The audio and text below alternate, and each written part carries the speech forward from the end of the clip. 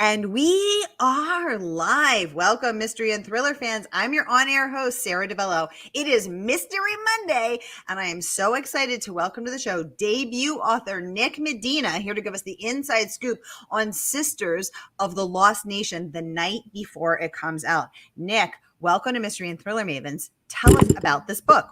Thank you so much, Sara. Thank you for having me. Been looking forward to talking to you.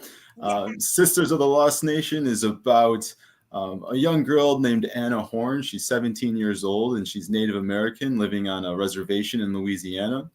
And she's desperately searching to find answers to help her figure out why young women and girls have suddenly started to go missing from the tribe's reservation.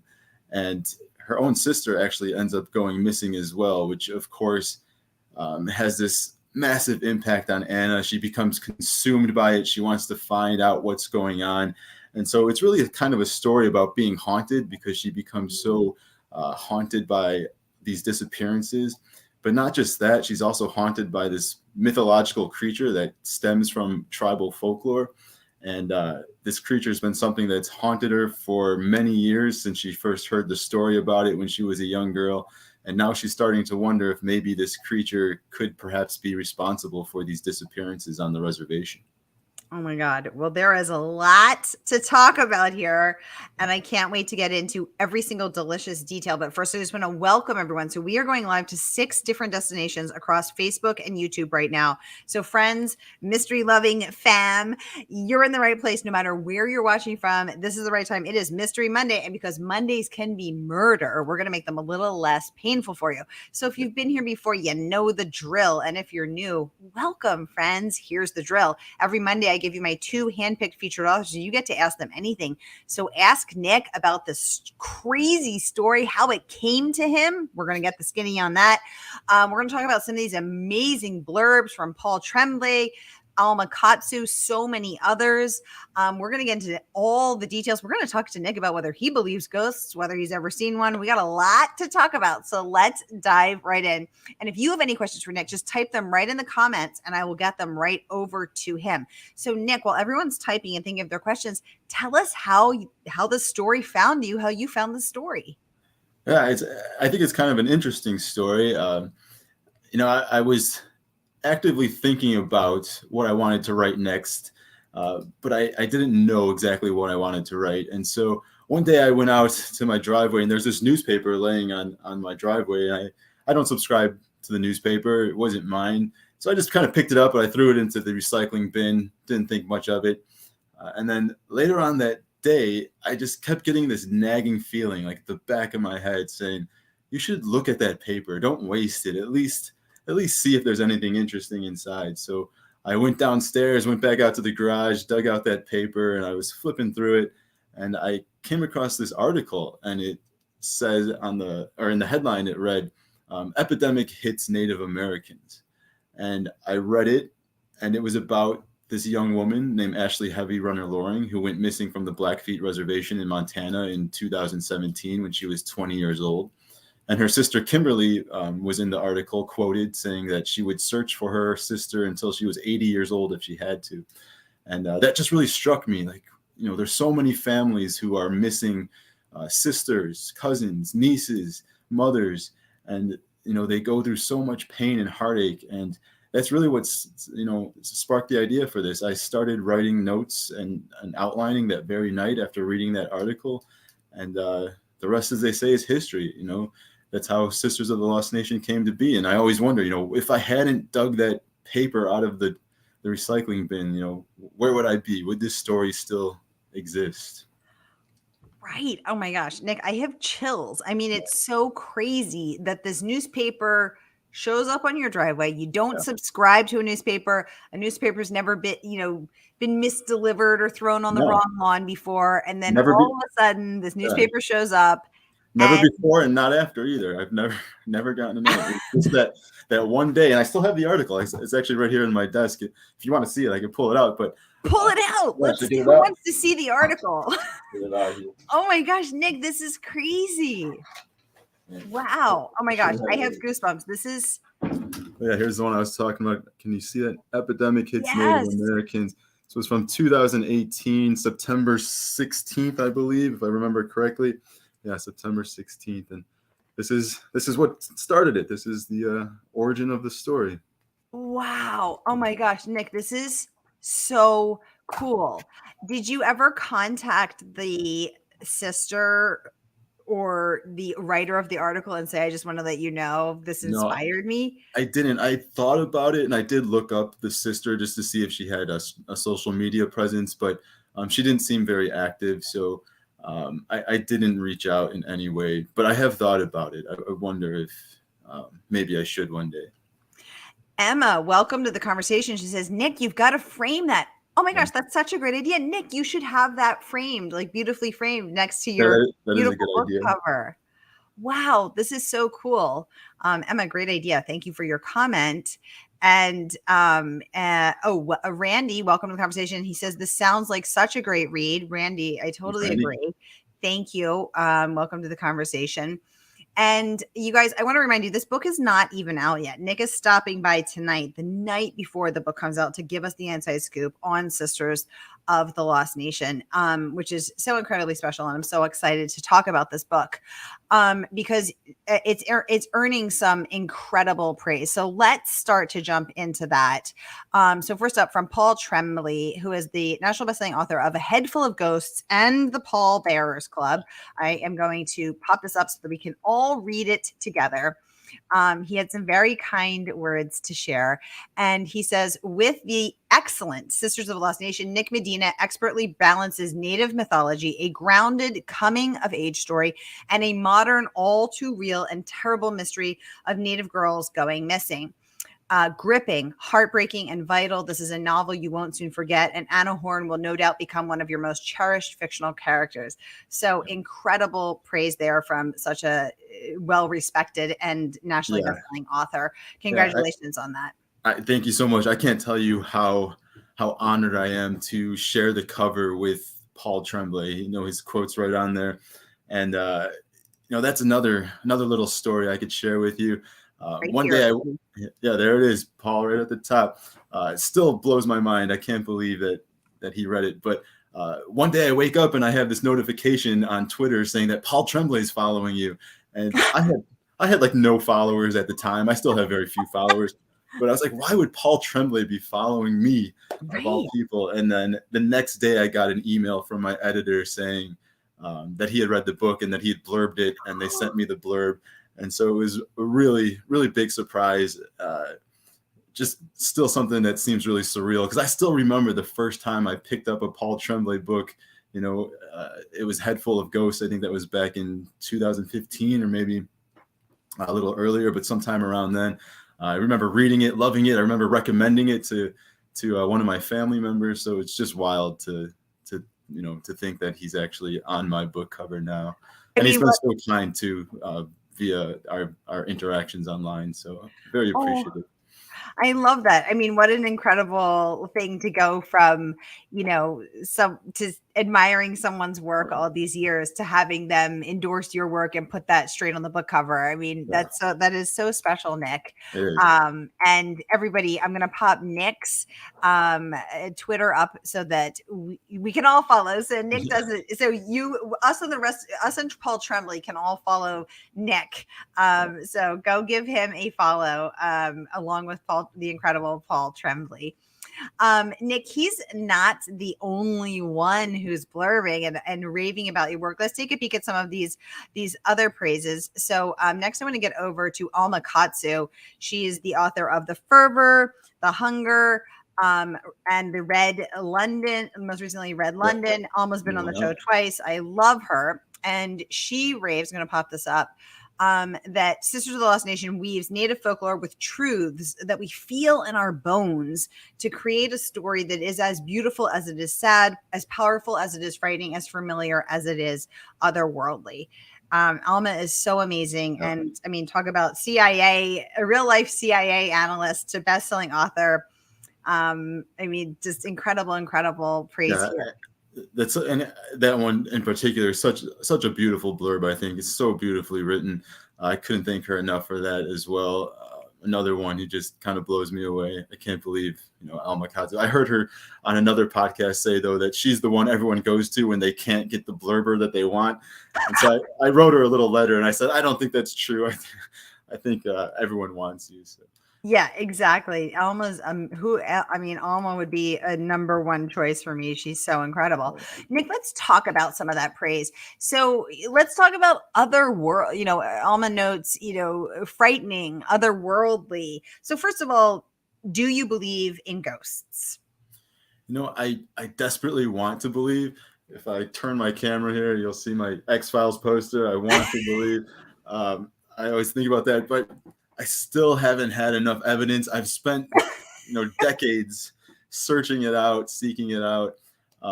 My family actually owns a funeral home, and many of my family members have stories, but I don't have my own story yet. So I can't say for sure that I believe, but yeah, I want to. It sounds like if you want to, you're going to your family's funeral home and hanging out there would be a really good place to start. Maybe just like start going there, having lunch there, just maybe sleep overnight, Yeah. I think that would be a good place if you want to have an encounter of the otherworldly kind. Emma saying classic, amazing poster. Absolutely. Sounds like we have another X-Files again. So you want to believe. It's interesting to me that you want to believe, but you also are looking for evidence, because it's almost like, I feel like if you want to see a ghost, maybe you should just surrender to not looking for evidence and just go with an open heart to the funeral home. Yeah, I think there have been times, I think, when I believed more, but the more I think about stuff, the more I'm able to explain it. So it's just hard. It's just, that's a case of faith, I guess. Case of faith. Yeah. And it's interesting too, because your book opens with, Anna hearing a ghost story from her uncle it's scary. Talking about this corpse being dug up and missing the bones of the fingers. And I'm like, and she's what, 5 at the time? And about 7. Yeah. Yeah. Sorry. 7. And I'm thinking of her sister was 5. Yeah. Grace. Thank you. And if you're a little kid sitting outside in the dark by the fire late at night, your parents took your screaming brother into the house. Like, this is the kind of stuff that could really scare the pants off a kid or an adult. Sure. And it's interesting that, the idea of ghosts and haunting and, creatures of the undead roaming the earth is something that sort of permeates so many different stories and cultures, and this fascination with life, death, ghosts, living. It's so interesting. Has that always fascinated you, or was this new to you? Okay. Yeah, this has been something that's, I love lore. Ever since I was young, I've loved ghost stories. I've loved the X-Files. That was one of my favorite shows growing up as a kid, and they did a great job featuring lore and different types of creepy creatures. And when I was about 13, my mom gave me a book called Chicago Haunts for Christmas, and it's all about different ghost stories in Chicago.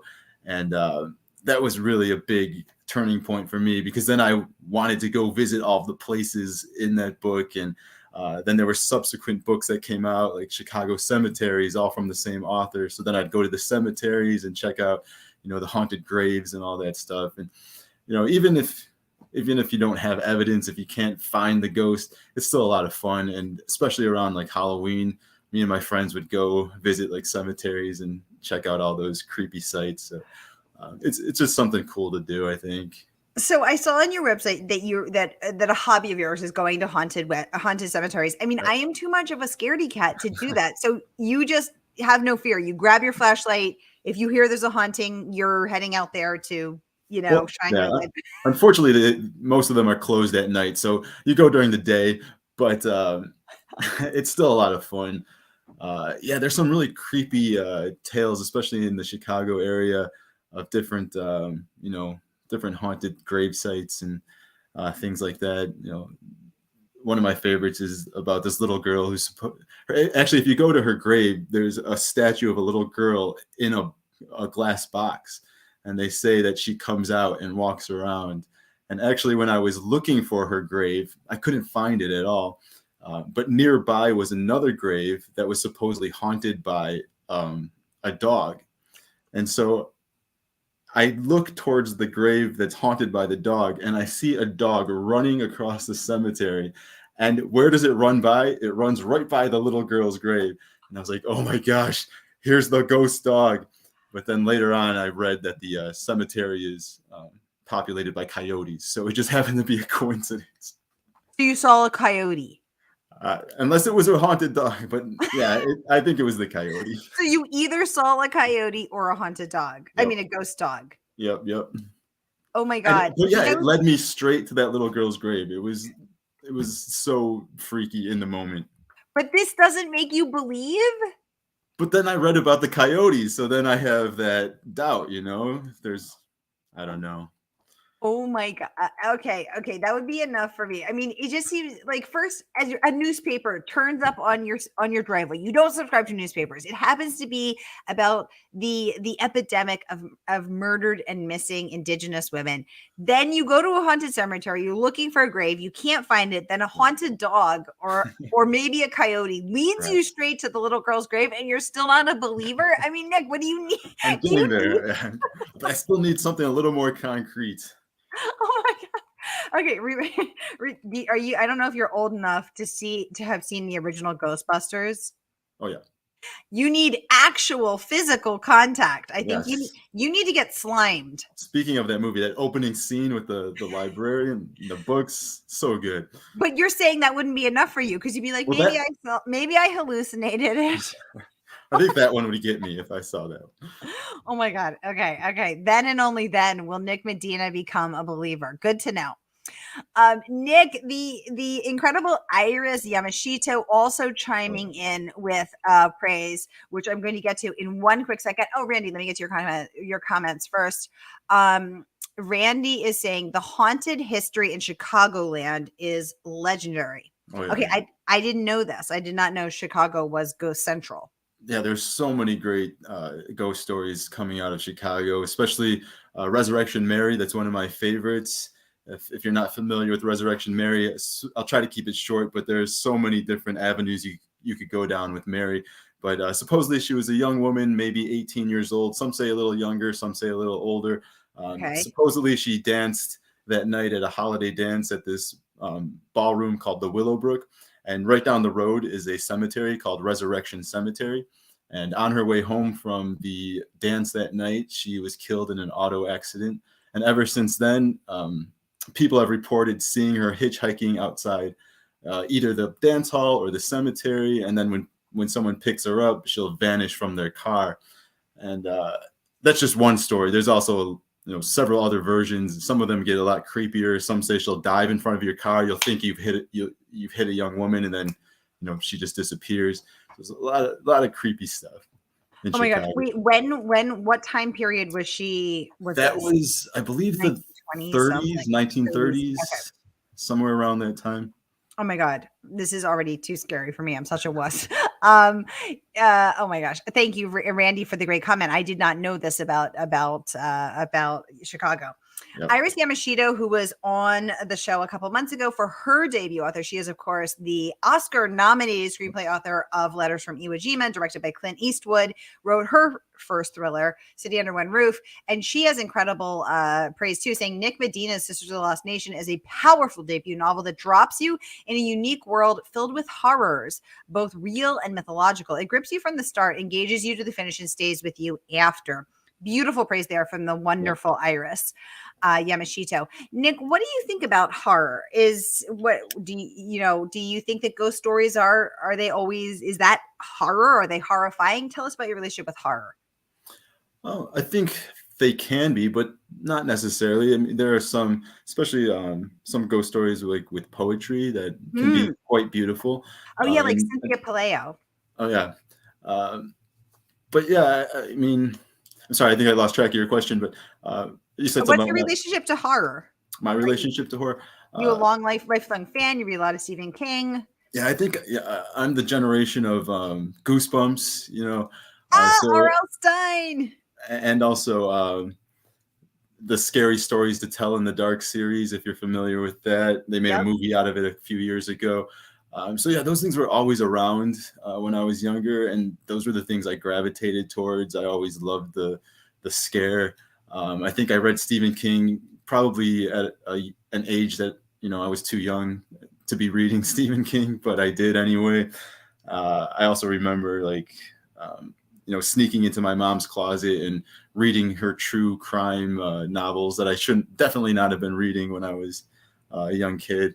And then I would also, go to the library and I would read everything in the occult section when I wasn't supposed to. So yeah, I So probably you're was. really fascinated by Oh the yeah, occult, by ghosts. I am. Yeah, there's just Very. something about it that just pulls me to it. Anything that's supernatural, unexplainable, mysterious, I'm there for it.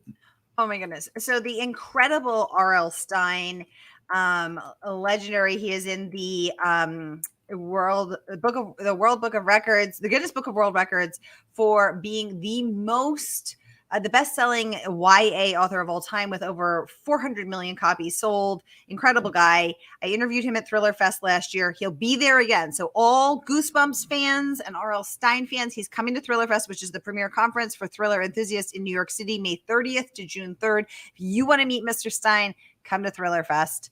Nick And and everyone he's else. got a new one out too.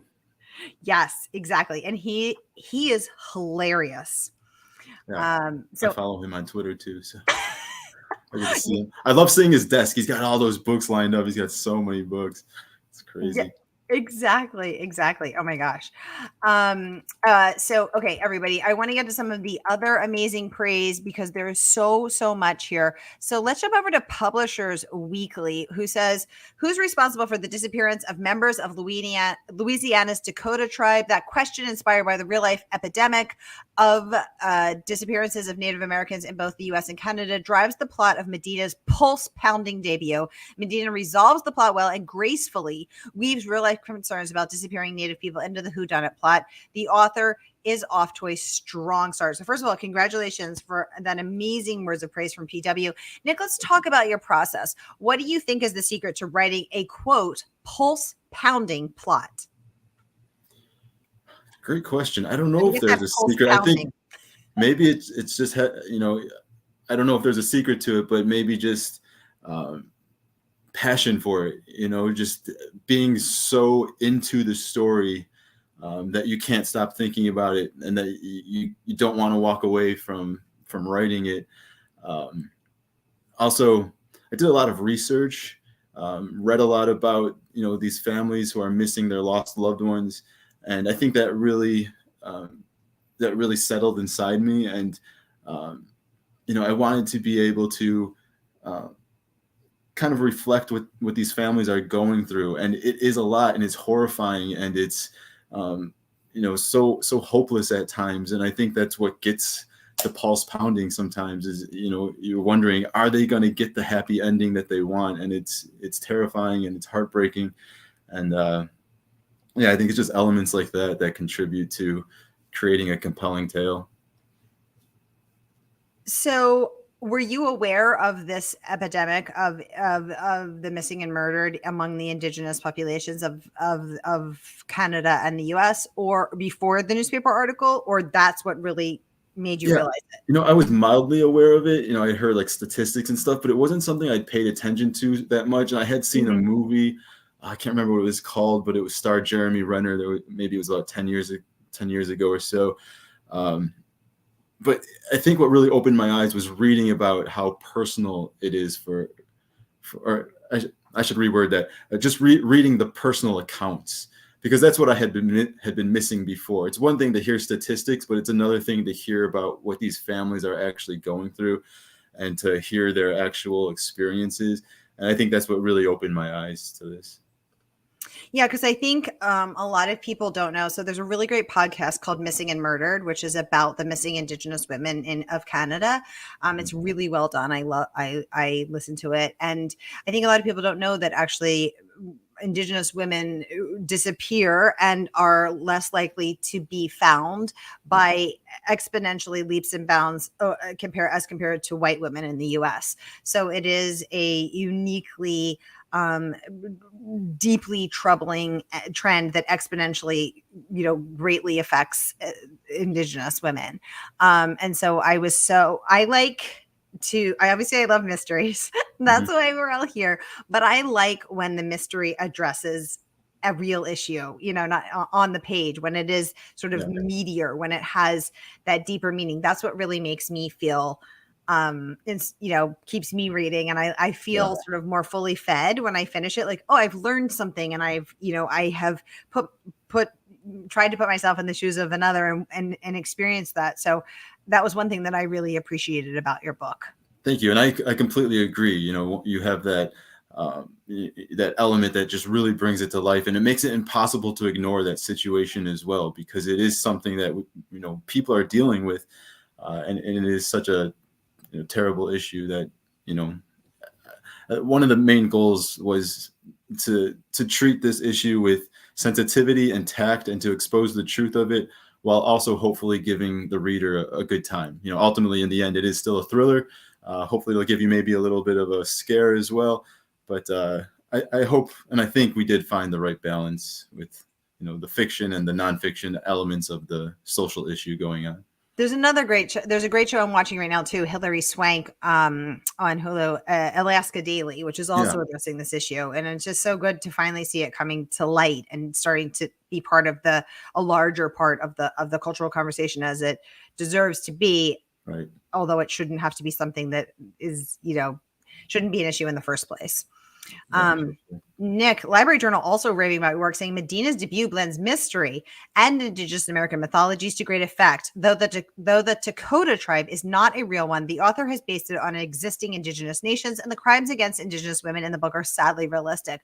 But it's the importance of stories and who gets to keep and tell them that's at the heart of Medina's Gothic mystery. So first of all, I love that. Who gets to keep and tell them? So let's talk about your research process. How did you research these Indigenous mythologies, these stories? Because the tribe is made up. So tell us about that. Yeah, some of them were kind of already in my head. I had written another manuscript before this one that was about a Native American character as well. And I had incorporated mythology into that story too. So I already had some familiarity. So when I read that article, things started to click. Like I was like, oh, these things go together really well. But then I did, further research. There's some great collections, anthologies of tribal mythology and tribal lore. There was actually a book that came out right around the time when I started writing this. And so I was able to use that book. It was called Native American Myths and Legends. And it has a bunch of origin stories and all kinds of different tales that are really interesting. There's also a couple websites that are really helpful. They compile stories from a number of Native nations in the United States and Canada. So I turn to those websites quite frequently. And there was some stuff too from the tribe that I belong to as well that I was able to utilize a bit. I incorporated some of our origin story into the tale as well. I love that. Yes. Emma is saying, in regards to the pulse pounding pot, would you say that Sisters of the Lost Nation counts as good cardio now? Are you getting our heart rate up that much? I think yes. I hope it does. That would be awesome. I haven't heard anyone say it's gotten their heart that's going that hard yet, but that would be quite a compliment. Oh my God, I just had an idea. What if we took a pulse pounding challenge? Well, you got to wear one of those monitors to see how you're. Oh yeah, exactly. My Fitbit here. And then we all take our pulse on like chapter 1 BPM. Beats per minute, and then with chapter 2, and we could do a hashtag pulse pounding plot challenge. Great. And then we could all log our pulse pounding plot data points. Look where you're starting, Emma. Great question, Emma. Thank you. Tag Emma, tag Paul Tremblay on Twitter. We can really get this going. I'm loving it. Who else? Okay, who else is in for the pulse pounding? Who else is in for the pulse pounding plot challenge? Nick, is there anything that, what do you want people to leave this story with? No, I think it kind of goes along with what I was saying earlier, just having more of an awareness of the issue going on, and, maybe maybe paying more attention if you haven't been paying attention before. There's a lot of little things you can do to help. Like, there are groups on social media such as Native Hope, and they post the missing person posters all the time, and you can easily share them and other people can see them. So hopefully, families who've lost a loved one can, maybe have a greater chance at getting that person back. So yeah, ultimately, like I said before, I hope people have a good time reading the story. I hope they'll enjoy it, but also maybe pay a little more attention to what's going on out there. I love that. So here is that link to nativehope.org. There are so many ways to support this one, this work of awareness. Of course, donations. There's a lot of wonderful organizations out there that support violence against domestic violence against Indigenous women, which is at rates much higher than against other women sometimes. This wonderful organization, Native Hope, you can also just post that costs nothing, just to help get the word out about our missing sisters. So let's all, I know I'm feeling inspired to commit to being part of that, and I hope you all are as well. Emma saying, thank you so much for sharing that resource. Yes, thank you, Nick. And there are more too. I should say at the end of my book, I included an author's note, and there's other resources listed in there. So when you get to the end of the book, check that out. Yes. And I also give other information about, the epidemic and other things in the book too. Okay, perfect. So there's a whole wealth of information here, you guys, right there in the back pages. Y'all, we are out of time. So let me share the link to pre-order. So here is that link. The book drops tomorrow. Pre-order tonight, y'all. Get your hands on Sisters of the Lost Nation, where you too can immerse yourself in the mythology, the lore, the ghost stories, and our heroine, Anna Horn. And then hop over to Mystery and Thriller Mavens, which is free and open to all, to continue the conversation, to let us know what you think of the book, we can spill the tea, as all the good tea is spilled over there. So I'll pop that in the link as well. So again, free and open to all. So Nick Medina, thank you so much for coming by the night before your pub date, to spill the tea and share all of your research and the amazing story behind writing Sisters of the Lost Nation. Y'all, thank you for spending your Mystery Monday with me. I hope your week is off to a killer start, and I will see you next Monday. Take very good care until then. Nick, thank you so much, and come back when your next book is out, okay? Well, for sure. Thank you. I had such a good time. It went by too fast. Yay! Thank you, Sarah. All right, y'all. Do we have a second? If anyone's in the Chicago area, come by Barbara's Bookstore in Woodfield Mall tomorrow night, 6 p.m. You can get a copy. I'll happily sign it for you, and you can ask any other questions you might have. It'd be great to see you out there.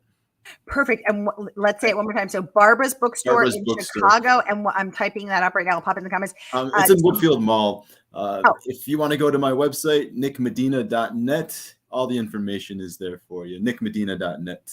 Okay, perfect. Let me pop that up as well, so that so everybody tomorrow in the Chicago area, here is all that information, nickmedina.net, and you can click that link and hop over there right now. Nick, thank you so much for spending your pre-pub day with us, and we will look forward to having you back. Yep, definitely. Thank you so much. Have a great night, y'all. Talk to you soon. Take care.